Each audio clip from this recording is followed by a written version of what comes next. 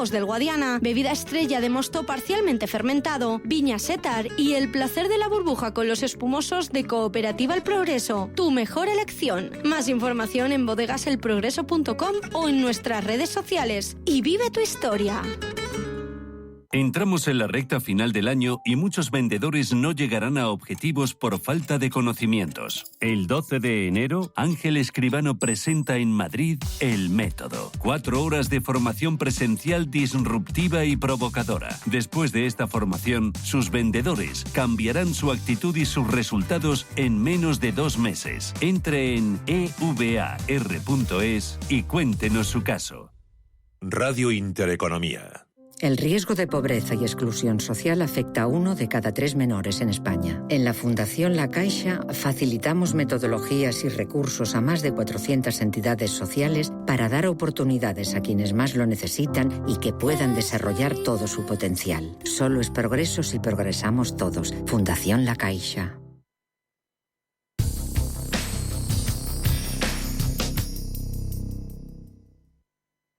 Si inviertes en bolsa, noticiasdebolsa.es será tu web. En ella encontrarás toda la información bursátil gratis con interesantes artículos de opinión, noticias y análisis técnicos de las empresas cotizadas, cuentas trimestrales y avisos de la CNMV. Todo ello sin registros y actualizado diariamente. Noticiasdebolsa.es, tu web de información bursátil.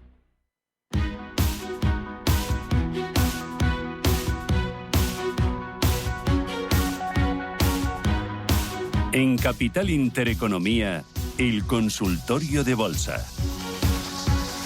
Las 19 minutos de la mañana, seguimos con Samuel Plaza, JF de Brokers España. Teníamos varias cositas pendientes. El Nifty que nos preguntaba José antes del boletín.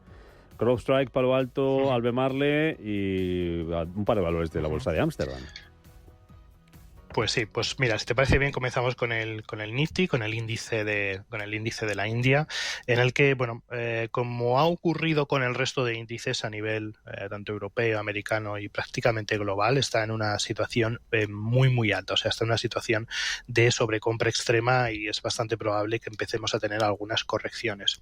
A mí la zona que más me gusta y que de hecho dio un muy buen digamos, un muy buen punto de entrada, fue la zona de los 19.254, ¿no? Ahí se formó un buen patrón de cambio de tendencia después de esas correcciones y para mí la zona ahora mismo interesante donde se debería esperar serían esos niveles, ¿no? 19.254 o la zona incluso de los 19.000. Si vuelve a esos niveles, pues yo creo que sería un índice para comprarlo muy interesante porque su tendencia de fondo es una tendencia muy alcista, ¿no? Desde los mínimos de 2020 ha hecho un rally alcista prácticamente perfecto, ¿no?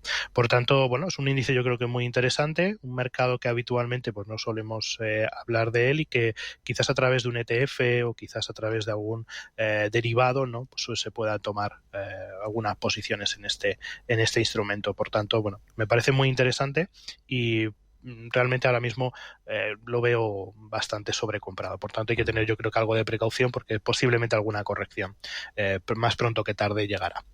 Luego, en cuanto a los valores que habíamos comentado, en cuanto al Albemarle, la verdad que tiene una situación bastante interesante. Sí es cierto que todavía mantiene una gran tendencia bajista, pero empezamos a ver pues ya una zona de lateralización, una zona de acumulación entre el nivel de los 112 y los 134,43. Por tanto, para mí la clave principal pues para tomar decisiones o no, pues está justamente en esa resistencia, ¿no? En los 134 dólares. Por tanto, si supera ese nivel, yo creo que sí tiene un potencial de revalorización hasta niveles aproximados de los 172 al menos, ¿no? Y a partir de ahí ya, pues ver si se genera un nuevo escenario alcista. Luego, cierto, en cuanto hablando del Nifty, que me cuenta Manuel, me refresca la memoria, que lo contábamos esta mañana, que ha superado al Hansen en capitalización y es la 7ª bolsa mundial ahora mismo, valorada en 3,98 billones de dólares. Vale. Es que el mercado indio la verdad que es impresionante, ¿no? El crecimiento tan rápido que está teniendo y ahí hay muchísimas oportunidades y compañías, sobre todo del lado tecnológico, que creo que son muy interesantes, ¿no? Ahora, el vehículo para invertir ya en la India, ahí ya pues lo desconozco, ¿no? A no ser que sea a través de fondos o a través de ETFs, lo veo un poquito más complicado, ¿no? Encontrarlo. Pero bueno, sí, siempre, si tiene la posibilidad, yo creo que es un mercado que hay que tener muy, muy en cuenta, ¿no? De cara al futuro. Y bueno, lo que te estaba comentando, ¿no? El caso de CrowdStrike, que también lo habíamos consultado, la verdad que su comportamiento está siendo también excelente. Desde la zona de los $93 ha tenido un muy buen comportamiento alcista, rompiendo esa última resistencia, sesión de ayer confirmada, de los 235,28, y pues de momento lo que nos indica es que el objetivo a batir son los 285,42, por tanto, muy buen movimiento. Si es verdad que lo estamos viendo también bastante sobrecomprado, por tanto, hoy alguna corrección puntual podría hacer, yo creo que hasta los niveles de los $202. Esa zona sería bastante interesante para ver un nuevo impulso, pero bueno, su comportamiento también es muy positivo, y esa ruptura de resistencia que ha marcado por encima de los $235, $240 es interesante para ver si realmente tiene esa fuerza o esa energía para alcanzar los $285. Y luego el tercero que me habías comentado era Palo Alto, sí. Palo Alto Network, que también está haciendo máximos históricos. De hecho, sesión de ayer volvió a perforar ese último máximo histórico que tenía en 295, cerró ayer en casi los $300. Me ocurre lo mismo que estoy viviendo con muchos otros títulos, ¿no? Que lo veo ya bastante sobrecomprado y que podría tener algunas correcciones. Sin embargo, en este caso sí es cierto que la zona de los $261, $262, que fueron resistencias anteriores, pueden ser zonas muy interesantes para volver a entrar en largo, ¿no? Por tanto, de momento yo creo que es esperar. Cuidado, porque podría empezar a haber alguna corrección. De hecho, ya empezamos a ver alguna divergencia que nos indica ese agotamiento, pero la verdad que el comportamiento igualmente también está siendo excelente, ¿no? Desde los mínimos que hizo las últimas correcciones en la zona de los 130. Vale. Y luego dos títulos de la bolsa de Holanda, de Ámsterdam, de la bolsa de la AEX. Para mí, dos títulos, y de hecho de lo que estamos empezando a apostar, sobre todo mercados, o consumo básico, ¿vale? Y dos compañías de la bolsa de Ámsterdam que nos está gustando su comportamiento y que está muy cerca ya de generar un buen posicionamiento para ver tendencia alcista. La primera de ellas es Unilever, que sí estamos viendo un comportamiento muy interesante, porque si supera la zona de los 44,65, esa última resistencia, estaríamos entrando ya en una nueva fase alcista. Ya empezamos a ver también en las últimas semanas cómo empieza a marcar ya mínimos crecientes, con ligeras correcciones que no superan el 61,8% del retroceso de Fibonacci. Por tanto, desde un punto de vista técnico nos parece pues tremendamente interesante, ¿no? Eso sí, debe confirmar por encima de los 44,65. Si rompe ese nivel, lo tenemos muy claro que eso es una muy buena oportunidad de entrada, por ejemplo, en el caso de Unilever. Vale. Y luego, como segundo título, Heineken, que también está creando una fase de acumulación en zonas de mínimos alrededor de los 81-82 euros, y pues bueno, está casi a punto de superar su última resistencia que tiene en la zona de los 87,88, ¿no? Por tanto, si consigue consolidarse por encima de ese nivel, ayer hizo tercer intento de consolidación justo por encima de ese nivel de resistencia, no lo ha conseguido. Por tanto, necesitamos, ver un cierre por encima de ese nivel. En el momento que tengamos el cierre por encima, pues también generará, yo creo que buenas oportunidades de entrada en largo. Así que me quedo con esos dos, con Heineken y con Unilever. Vale, dame un minutito a la salud, Francisco. Dime rápido. ¿Entrarías en Telefónica? ¿Cómo está Telefónica? Que preguntan oyentes si, aprovechando hoy la bajada con el cobro del dividendo, si entrarías, pregunta Javier. Uh-huh. A ver, yo con el tema de Telefónica llevo ya bastante tiempo hablando de dos niveles importantísimos para el medio-largo plazo, ¿de acuerdo? Que sería la zona de los 3,23, la zona de los 3,30, ¿vale? En el corto plazo yo esperaría niveles de soporte en la zona de los 3,50, pero todo lo que sea entre 3,50 y 3,25 para mí me parece una buena opción de compra si pensamos en el medio-largo plazo, ¿vale? Porque, bueno, yo creo que todavía tiene potencial para volver al menos a la zona de los 5 euros. Y luego ya a partir de ahí, pues ya veremos. Pero para el medio largo plazo, 3.50, 3.23 es el momento de entrar. Hoy, aunque estamos teniendo las caídas por el pago de dividendos, no creo que sea todavía el momento. Hay que esperar un poquito todavía a alcanzar esos niveles de soporte. Francisco, buenos días. Buenos días. Buenos días, díganos. Quería, por favor, que el analista me hablara de Santander, si tiene recorrido, que le tengo con ligeras ganancias, y de IAG, que se le tengo con pérdidas. Muchas gracias. Muchas gracias a usted. IAG, pérdidas, Santander, ganancias. Mira, hay otro oyente que dice que está dentro del Santander a 3.25 también y que se quiere salir en enero. Pregunta Iván. Bueno, pues Santander con ganancias, ¿qué hacemos? Vale. Bueno, lo primero de todo, comentar que, bueno, yo creo que la tendencia general del Banco Santander está siendo positiva. De fondo no vemos ningún problema significativo que nos pueda indicar que esta tendencia pueda cambiar. Digamos que el panorama a nivel general macroeconómico debería ser un panorama, pues, digamos, de aceptación por parte del mercado de que las bajadas de tipos de interés serán más agresivas de lo que se podría esperar, pero en principio, aparte de ese potencial miedo que puede existir en un momento dado y que puede provocar caídas en Banco Santander, de momento la estructura sigue siendo alcista y no tenemos ningún problema.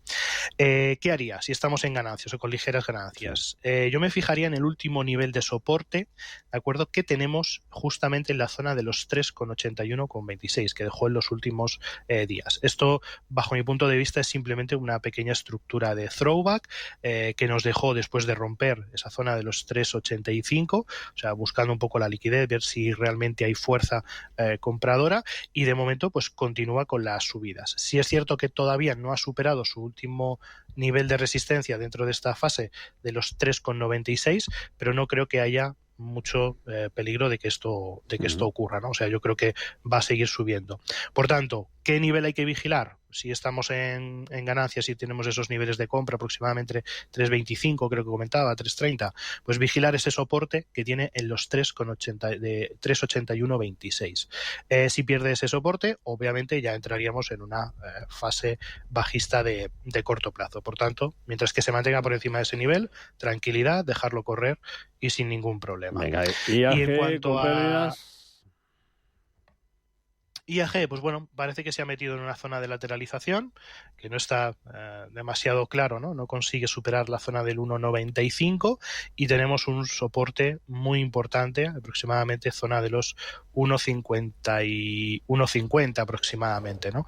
Yo el stop lo colocaría en la zona del 1,50, o sea, mantendría para ver si conseguimos que se recupere, porque en principio el sector aeronáutico pues puede dar un buen impulso en 2024, pero vigilaría muy de cerca el nivel del 1,50. Vale. Si pierde el 1,50, volveríamos otra vez a los mínimos de 1,010 aproximadamente. Perfecto. Samuel Plaza, con esto nos quedamos, director de JFD Brokers España. Gracias por acompañarnos en este consultorio de bolsa, ayudar a nuestros oyentes con sus inquietudes bursátiles en esta recta final del año. Gracias, Samuel. Hasta la próxima. Chao. Muchísimas gracias. Hasta luego.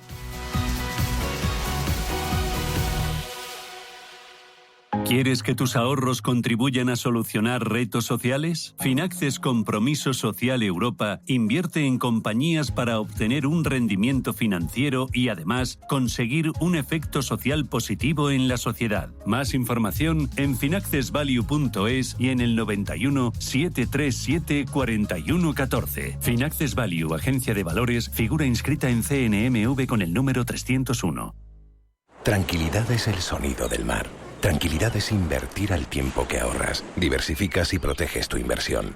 Tranquilidad es invertir en oro con Degusa. Infórmate en el 91 19 82 900. Degusa Oro es tranquilidad. Los nuevos conceptos energéticos son ya un presente. Por ello, en Radio Intereconomía nos sumamos cada semana a I Más Verde, un programa sostenible y eficiente, productivo e innovador en el que analizamos etiquetas tan conocidas como eco, cero, bajas emisiones, descarbonización o renovables. Recíclate cada martes de 10 a 11 de la noche en Radio Intereconomía con José Luis Pichardo y descubre el futuro más verde. Estas Navidades viste tu mesa de gala con productos Don Pal. Sorprende a los tuyos con jamones y embutidos Don Pal. Excelencia y sabor únicos. Don Pal, calidad en tu mesa. Más información en donpal.es. Regala la experiencia de formar parte de nuestra mejor pinacoteca. Regala ser amigo del Museo del Prado y colabora apoyando nuestro patrimonio. Más información en amigosmuseoprado.org. Mercado de divisas. La actualidad del euro, el dólar, la libra y todo el mercado Forex. Un programa presentado por Raúl Castillo. Elige tu propio camino en el mundo de la inversión. Mercado de divisas, los miércoles de 10 a 11 de la noche en Radio Intereconomía.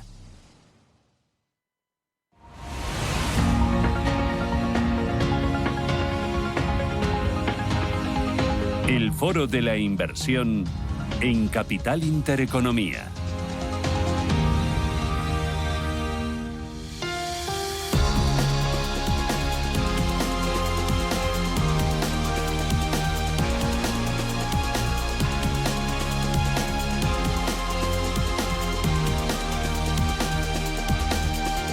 Miramos a los mercados con un ánimo más sosegado, más reposado, intentando comprender y analizar los movimientos de los activos de renta fija y también de renta variable, y también ver dónde están las oportunidades, dónde podemos encontrar valor de cara al año 2024. Me acompaña David Ardura, que es director de inversiones de Finaccess Value. David, ¿qué tal? Buenos días, bienvenido. Hola Susana, buenos días. Oye, estamos viviendo una recta final de 2023 meteórica, tanto para la renta fija como para la renta variable a nivel global. ¿Cuáles son los motores? ¿Realmente está justificado tan buen comportamiento? Bueno, es muy buena pregunta. Básicamente lo que hemos tenido en el mes de noviembre, que en muchos sentidos ha arreglado el año en muchas carteras, lo que hemos tenido es una caída muy fuerte de las expectativas de inflación. Eso se ha trasladado a los bonos, se ha trasladado a caídas muy importantes en los tipos de interés, y a partir de ahí todo se ha extendido a los activos de riesgo, tanto pues la renta fija corporativa como puede ser la bolsa, etcétera, ¿no? Entonces, como suele suceder en estos casos, el mercado pues quizás se va a los extremos, es decir, ¿hay motivos para esta caída de tipos de interés? Pues la verdad es que sí, porque estamos en un entorno para el año que viene de crecimiento débil, de inflación a la baja, con lo cual hay motivos para que los tipos de interés caigan, pero quizás han ido a ese extremo pues porque hemos pasado de descontar a principios de noviembre, descontar 50 puntos básicos de recorte de tipos de interés en Estados Unidos y en Europa, entre 50 y 75, a descontar ahora más de 100 puntos básicos, casi 125 puntos básicos de recorte tanto en Europa como en Estados Unidos en 2024, ¿no? Entonces, quizás ese movimiento ha sido muy extremo y puede ser una buena zona para tomar ciertos beneficios en los bonos, sobre todo en los de más duración, pero sin duda el lado, digamos, por decirlo de alguna manera más coloquial, es bueno, es decir, lo que podemos esperar en 2024 es un entorno de ese crecimiento débil y un entorno en el que los bancos centrales pues poco a poco pues irán rebajando esos tipos de interés y beneficiando pues esas carteras de renta fija con más duración, ¿no? Yo creo que ese lado sí que evidentemente es el bueno, es un poco la idea que tenemos en la cabeza para 2024, pero es cierto que el mercado se ha ido en extremo. Entonces, pensando en 2024, sobreponderamos calidad, crédito, investment grade en las carteras y también gobiernos, y descartamos high yield.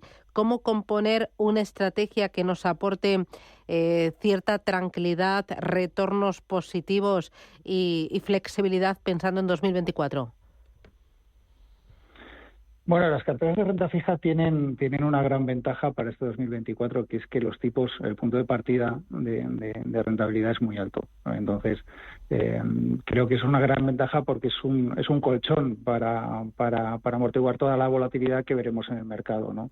Y en ese sentido, como bien decías tú, en un entorno de crecimiento débil e inflación a la baja, lo que históricamente ha funcionado bien han sido los activos de calidad, en primer lugar, la deuda, investment grade, etcétera, y la duración. Entonces, sobre todo en deuda, no tanto en investment grade, pero sobre todo más en deuda, ¿no? Entonces, yo creo que esas tres o esas dos premisas, calidad y duración, deberían estar presentes en las carteras. y se pueden complementar con alguna idea de high yield porque el punto de partida, como te decía, la rentabilidad interna de ese high yield es muy alta, sobre todo si miramos a los bonos más de corto plazo. Los bonos más de largo van a tener más sensibilidad al movimiento de los diferenciales y demás, entonces ahí puede haber más riesgo. Pero en un high yield a un año, para complementar esas posiciones de duración en deuda y en investment grade, también podría tener sentido. Yo creo que, en teoría, y con este punto de partida y este escenario macro que tenemos en mente para 2024, debería ser un año bastante bueno para las carteras de renta fija. Porque tú en 2024, ¿para cuándo esperas bajadas de tipos de interés y las esperas antes por parte de la Reserva Federal o por parte del Banco Central Europeo? Bueno, la verdad es que hacer las previsiones no sé si tiene mucho sentido, mucha veracidad en el sentido que, por ejemplo, dependemos muchísimo del comportamiento del crudo. El crudo ha caído, como bien sabes, en los últimos 2 meses muy fuerte y eso ha derrumbado las expectativas de inflación y ha acelerado un poco todas esas estimaciones de bajadas de tipos, ¿no? Más allá de eso, posiblemente las deberíamos ver en la segunda parte del año, a no ser que tengamos, como digo, pues una caída económica más acusada de lo que esperamos en primer lugar y demás, ¿no? Pero sí que deberíamos verlas a partir del mes de junio, julio del año que viene. Y antes en Europa o en Estados Unidos el camino es muy similar. Quizás antes en Europa, porque la debilidad económica que observamos en Europa, pues sobre todo en ciertos países es más acusada, ¿no? Entonces a lo mejor ahí, y también es verdad que las expectativas de inflación en Europa están algo menores que en Estados Unidos, con lo cual por ahí podríamos ver más bajadas de tipos ligeramente antes en Europa que en Estados Unidos. Pero como ya te digo, todo esto son suposiciones porque todavía hasta que lleguen esas bajadas pues podemos ver escenarios muy diversos, ¿no? Ya. Hablabas también de la duración. ¿Estáis ampliando duración en las carteras? ¿Con qué duraciones vais a trabajar de cara a 2024?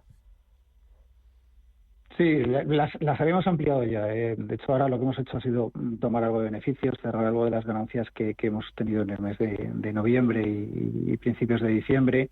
Pero la idea es estar con duraciones en torno a 4 años más o menos en las carteras y que el componente de duración venga básica y exclusivamente por la parte de deuda. Es decir, al final sí que vemos que algunas inversiones en bonos corporativos, sobre todo investment grade, pueden tener sentido, pero no queremos asumir grandes riesgos de crédito, ¿no? Y en ese sentido nuestra sensibilidad de crédito pues es relativamente baja y donde estamos añadiendo ese componente de duración sobre todo en la deuda, porque como te decía, siempre que hemos tenido ese entorno de crecimiento débil, no os digo ya recesión, simplemente crecimiento a la baja, crecimiento débil, combinado con una inflación también a la baja, esas posiciones en deuda son lo que mejor ha funcionado en las carteras. Uh-huh.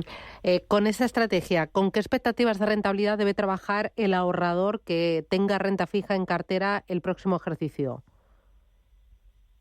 Bueno, nosotros hemos hecho nuestras suposiciones, nuestras simulaciones y con las carteras que tenemos actualmente, que partimos de unas rentabilidades internas pues cercanas al 4% y con esas duraciones de entre 3 años y medio, 4 años, pues los escenarios son diversos dependiendo un poco también de cómo se muevan los diferenciales de crédito, pero no debería ser un año especialmente, o no debería extrañarnos ver un año de rentabilidades entre el 6 y 7% para una cartera de estas características. Sí, aplicamos un poco lo que está descontando el mercado en cuanto a bajadas de tipos para 2024 y demás, ¿no? Entonces, en ese sentido, como te decía, yo creo que rentabilidades en torno al 6-7% deberían ser consideradas como unas buenas rentabilidades para el año 2024. Uh-huh. Y luego, por la parte de renta variable, este año ha sido una gran sorpresa el excelente comportamiento de las bolsas durante todo el año, pero especialmente en los 3 primeros meses y ahora en noviembre, que ha sido una auténtica fiesta. ¿Dónde encontráis, en qué tipo de sectores, en qué regiones, en qué tipo de compañías, valoraciones atractivas pensando en 2024?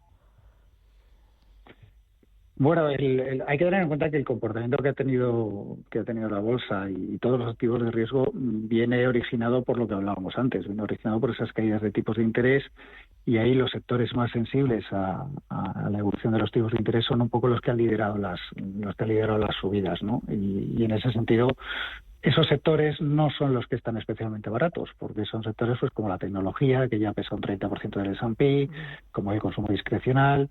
Bueno, sectores que sí que son sensibles un poco a ese entorno de tipos.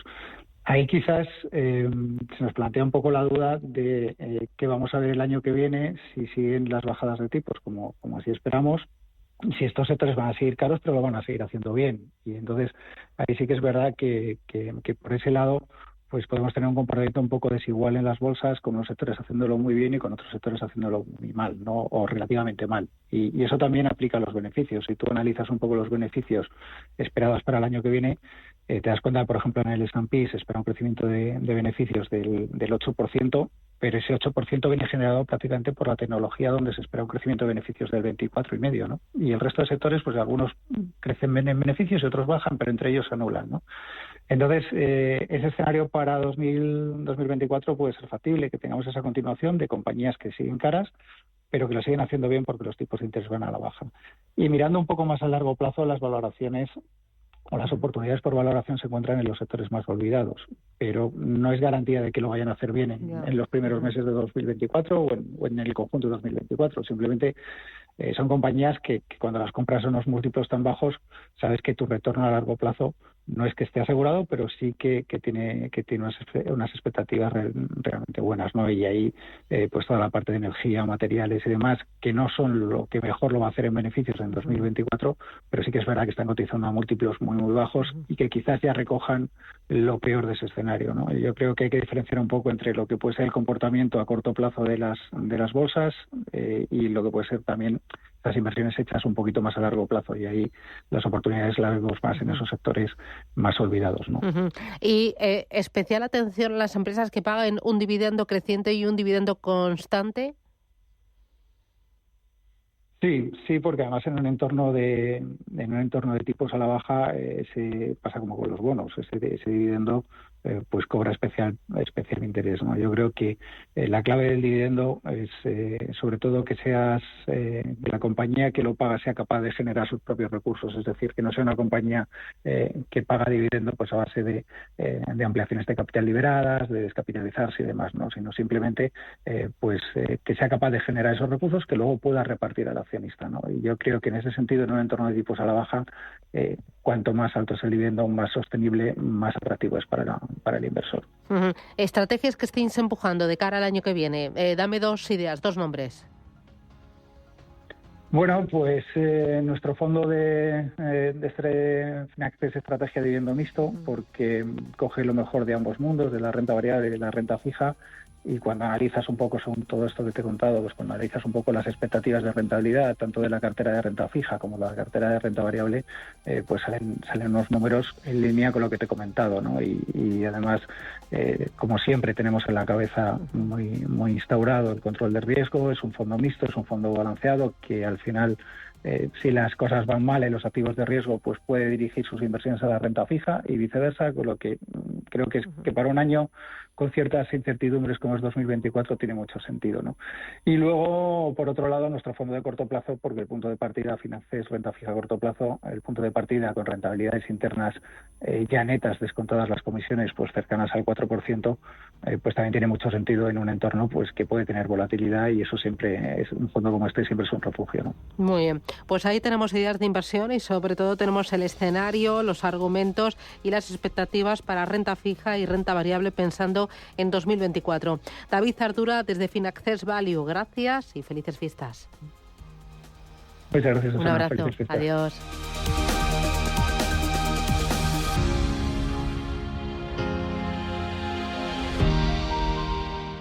En Fundación Telefónica formamos, orientamos y asesoramos responsablemente en competencias digitales para que todas las personas desarrollen su potencial y hagan frente a los retos del presente y del futuro. Esta es la digitalización inclusiva que nos hace más humanos. Fundación Telefónica.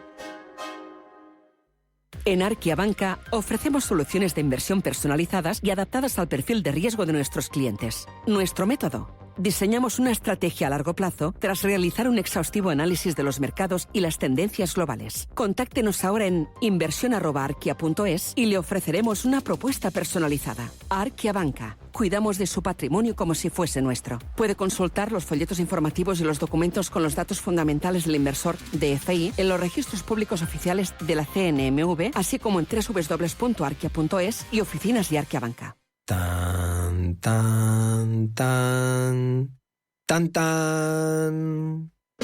La cuenta online del Santander es tan fácil de abrir que lo puedes hacer desde donde quieras.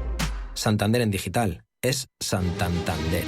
Santander, por ti, los primeros. Consulta condiciones en bancosantander.es.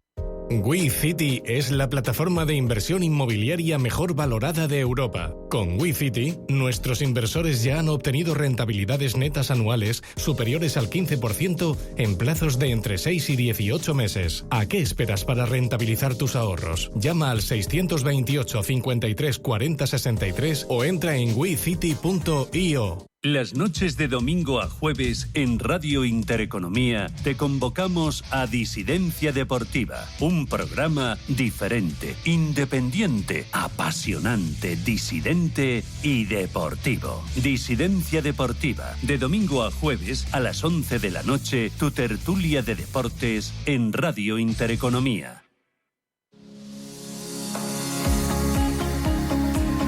Consultorio de fondos.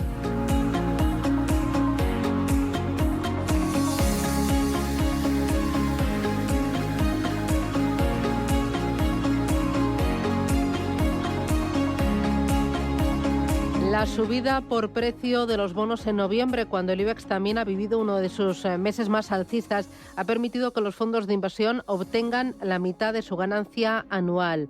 Los mayores fondos de renta fija llevan en el año de media acumulada un 3,38%, pero en noviembre solo han subido un 1,68%.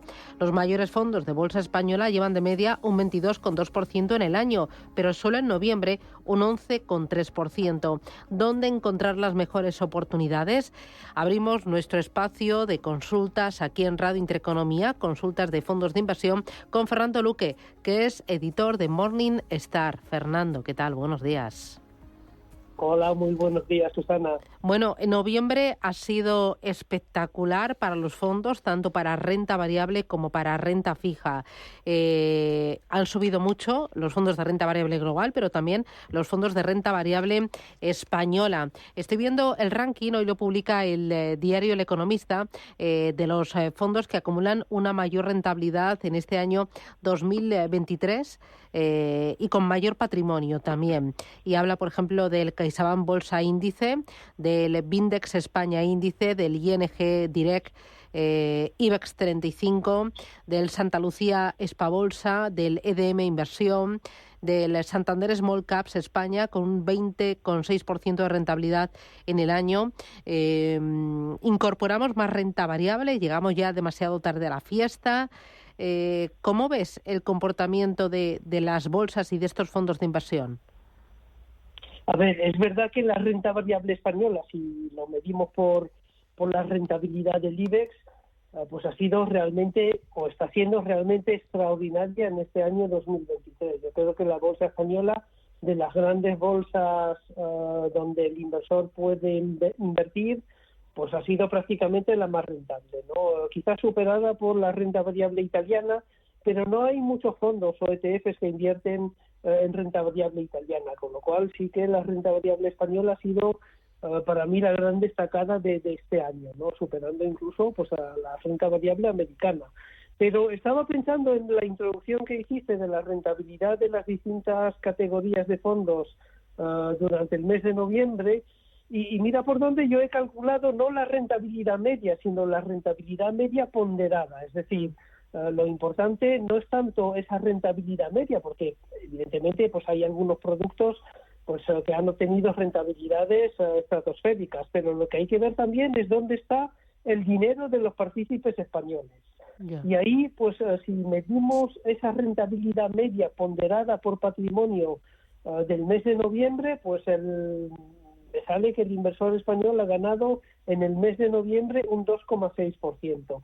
que no está nada mal, ¿no? Porque sabemos que el inversor español pues es un inversor relativamente conservador, que invierte mucho en fondos de renta fija, de corto e incluso en monetarios y en fondos mixtos conservadores, pero bueno, es un dato que está ahí porque, claro, contrasta un poco con cuando hablamos de rentabilidades de las bolsas. Claro, la renta variable española pues ha subido eso, por más de un 10% en el mes de noviembre, pero no siempre recogemos esas ganancias, ¿no? Y es bueno ahí pues un poco pues volver a la tierra y decir, bueno, pues que la rentabilidad no ha sido tan extraordinaria como parece indicar los índices. Hablabas de la rentabilidad media ponderada. ¿Qué hay que mirar en un fondo de inversión para no dejarnos deslumbrar por otras magnitudes o por gráficos que nos muestran ahora cuando nos mandan el gráfico trimestral, el balance anual del fondo? ¿Qué realmente hay que mirar para saber si tu producto está entre los mejores? A ver, yo lo que haría es compararlo con la media de la categoría. Idealmente, pues habría que compararlo con un índice de referencia representativo de la categoría, pero me vale la comparativa con la media de la categoría. Entonces, cuando yo veo un fondo que está sistemáticamente por debajo de la media, es que hay un problema. Primero puede estar mal categorizado, es decir, hay también fondos que están dentro de categorías donde pues es difícil la comparativa, ¿no? Y aquí pues en España pues hay fondos muy típicos, ¿no? Como por ejemplo los de AZ Valor, que hacen, digamos, un tipo de gestión tan distinta a la media de la categoría que ahí la comparativa con la media pues no vale, pero en la inmensa mayoría de los casos sí que vale. O sea que cuando vemos un fondo que está sistemáticamente por debajo de la media de su categoría es que hay un problema. Y ese problema puede ser pues un problema de gestión, es decir, que pues, el equipo gestor no consigue las rentabilidades de la media de la categoría. También puede ser que el fondo sea pues un fondo muy caro y ahí los costes sí que pueden perjudicar a la rentabilidad. Pero para mí la comparativa gráfica es lo primero que miro, ¿no? Y muchas veces veo fondos supuestamente de gestión activa, pero que están muy pegados a la media de la categoría y al índice de referencia.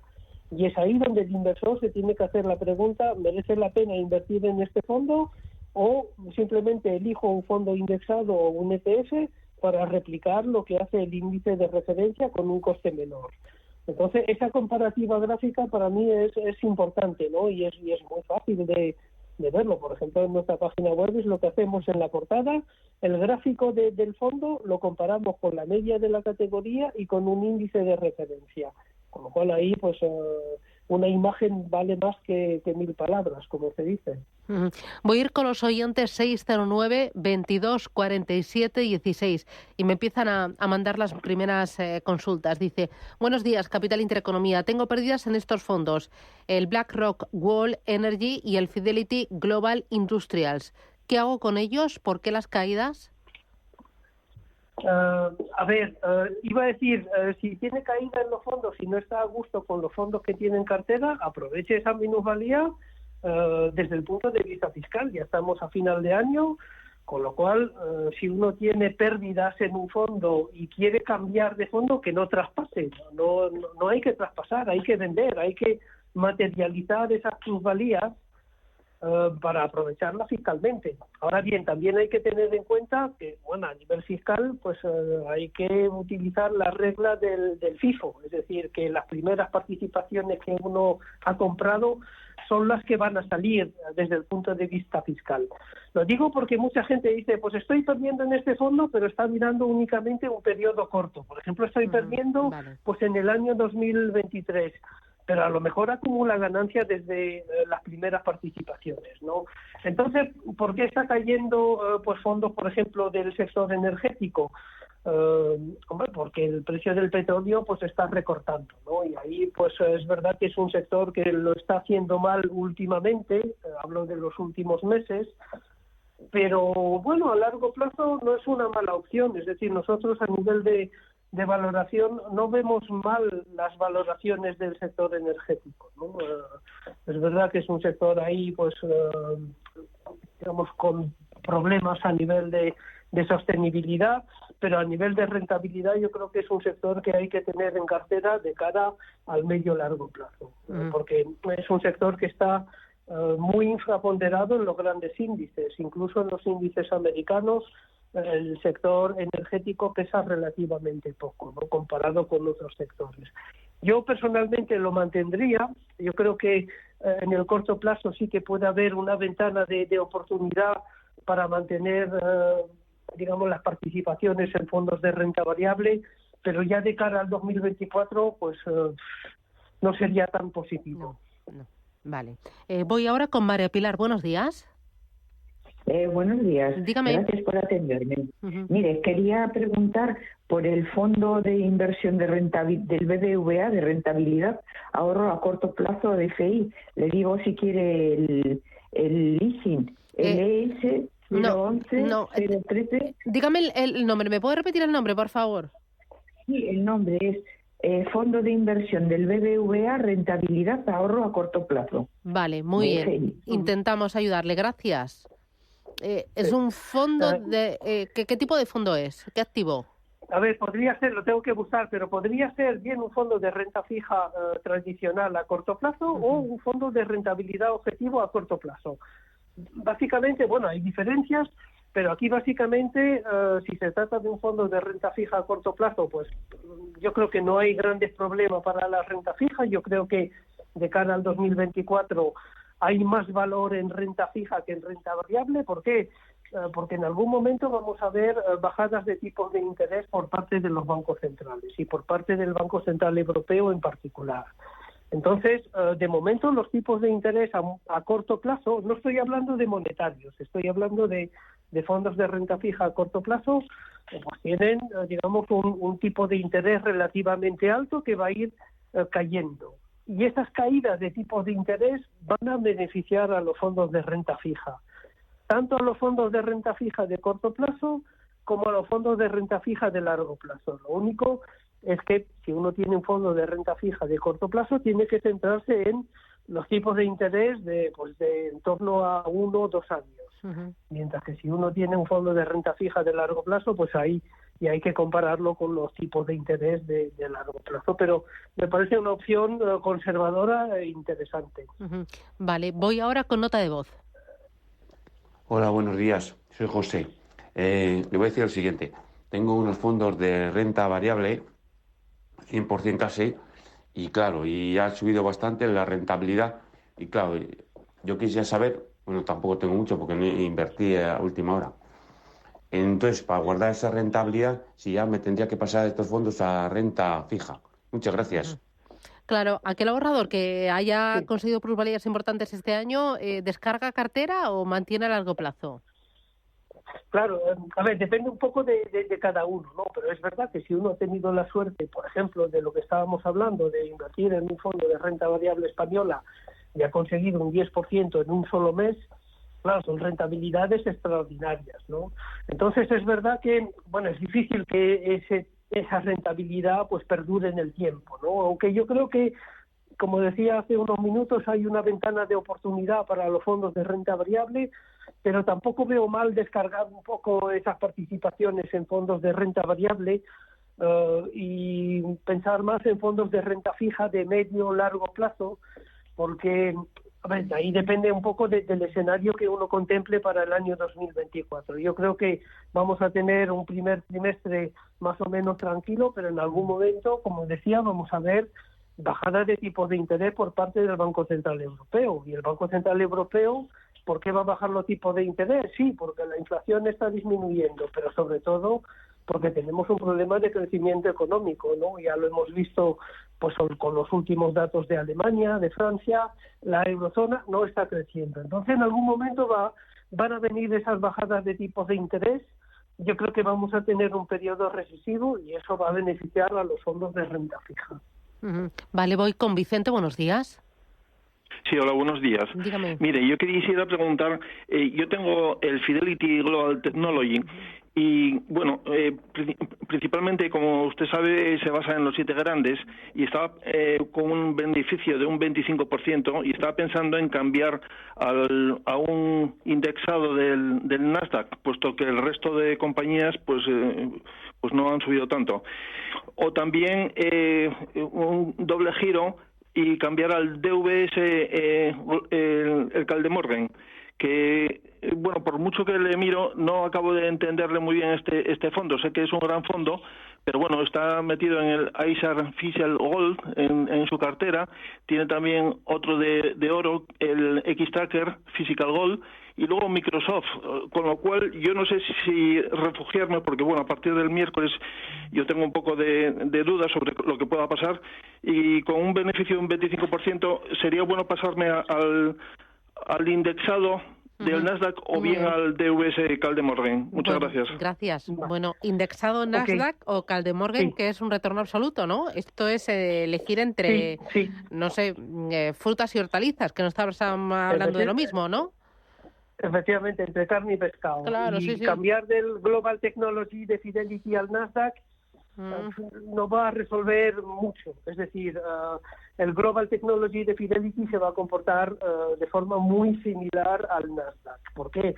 Porque las grandes compañías que hay en el Fidelity, es verdad que el Fidelity es un fondo global, pero con un fuerte peso en tecnología o en empresas tecnológicas, y es más o menos lo mismo que lo que hace el Nasdaq, que es verdad que está un poquito más diversificado, pero a nivel de correlación no va a ganar nada ni va a perder nada, es decir, es más o menos lo mismo.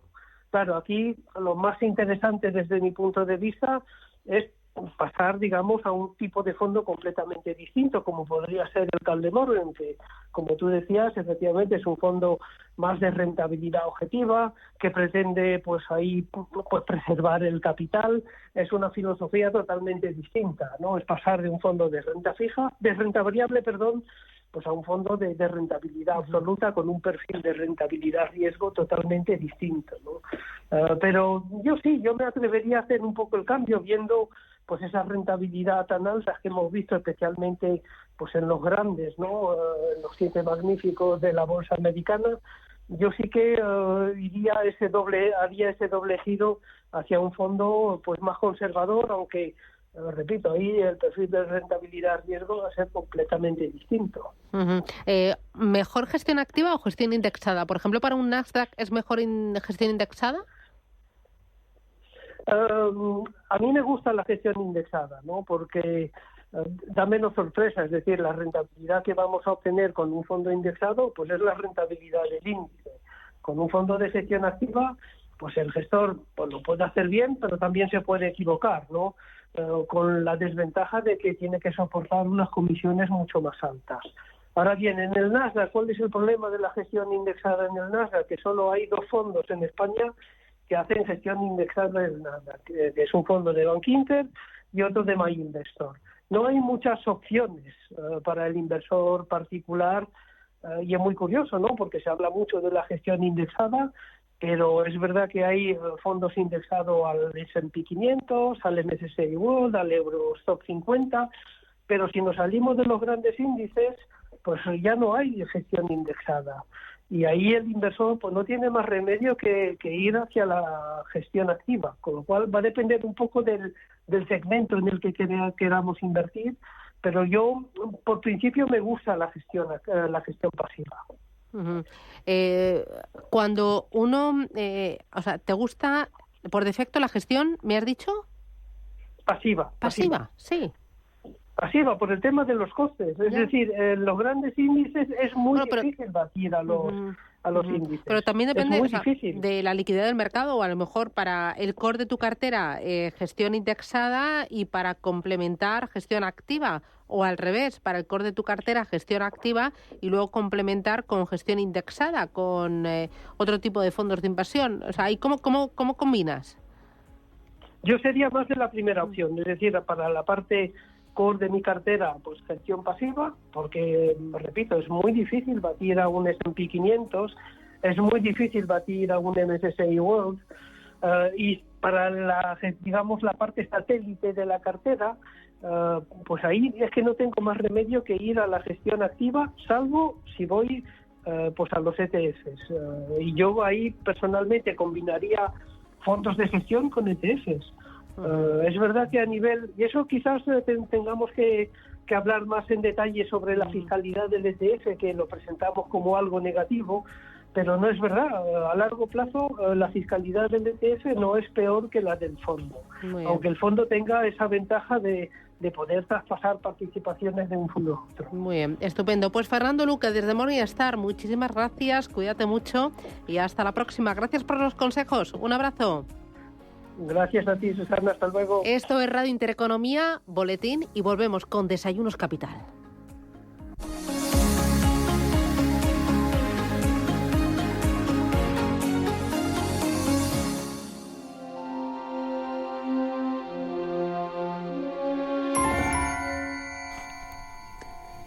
¿Te has enterado? Existe un lugar mágico en el que los deseos de todo el mundo se cumplen. Es la planta 2,5 del Corte Inglés y se cuenta que nadie sale de allí sin descubrir qué es lo que quiere de verdad en estas fiestas. ¿Te atreves a descubrir la magia?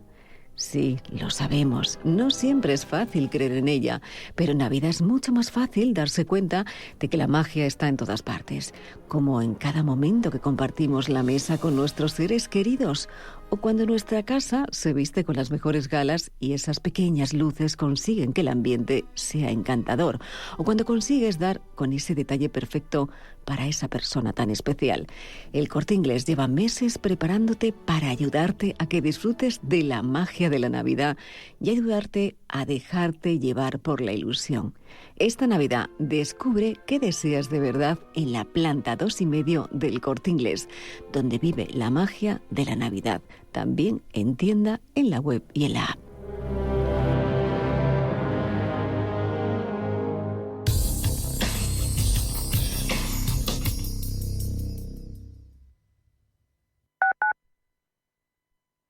Urbanitae es una nueva plataforma de inversión inmobiliaria que te permite invertir a lo grande con cantidades pequeñas. Uniendo a muchos inversores, logramos juntar el capital suficiente para aprovechar